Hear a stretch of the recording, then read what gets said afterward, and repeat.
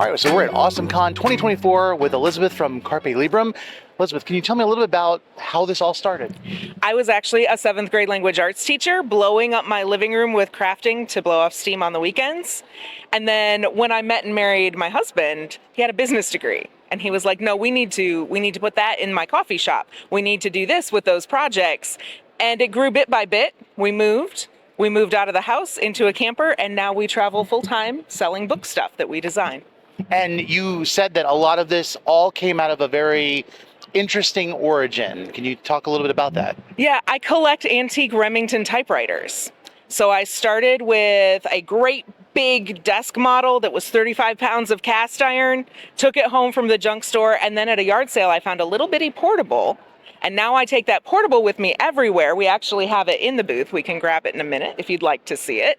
And use the portable typewriter to type everything out, photograph it, clean it up, and create all of our stuff from real old typeface.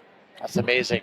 Now, what got you into wanting to do a focus on book, like just book culture, book lifestyle? Where did that really want to come from? So our tagline and our website, the heart of what we do is be awesome, read books. We think that books make you a better version of yourself. Every time you read a book written by someone else, you get a different view of the world around you. And as you are exposed to all these different viewpoints on the world, you get a broader understanding. You become more of who you should be by seeing the world through these books. You don't have to travel. You don't have to literally walk a mile in someone else's shoes. If you read and step into those characters, you can broaden your own perspective. So with Nerd Initiative, one of the things we love to do is we love to focus on the nerd origin story. Yes. Whether it's what got you into comics, like I know for myself, I was a struggling kid with reading, Right. and my mom took me to get my first comic. What was your nerd origin story? What got you really diving deep into what you love? I learned to read before my parents knew I could read. Reading has always been my thing. Mm-hmm. Words have always been my thing. When I talk to people, I see the words in my head like they're on a page. Wow. So the written word has just always been how my brain functions, and I love it. Mm-hmm. And then, as I mentioned, I got to teach 7th grade language arts for a few years. Mm-hmm. And so this part of the business, encouraging people to read, really came from working with 13-year-olds. Mm-hmm. Who had struggles with reading, who didn't like reading for whatever reason, and helping them find those moments in a book or those books themselves, the graphic novels and stuff, mm-hmm. that turn on that light bulb.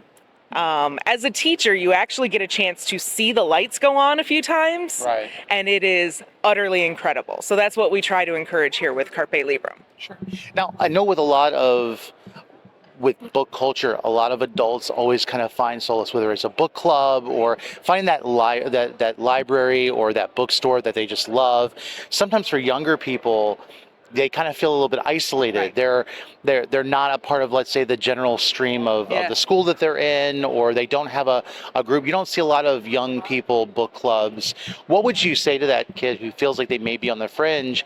They look at this and they say, okay, maybe I'm not different. Right. What could they do as an outlet to maybe find people like-minded with your school background and right. everything else? One of the things that I always find really interesting with young people mm-hmm. is you are forced into cultures and societies that maybe aren't a good fit. And it is okay to find your friends in books until you can get out and find your friends in person. That's one of the things I really love about it. It is great to have your fictional friends if you can't go out and find those people.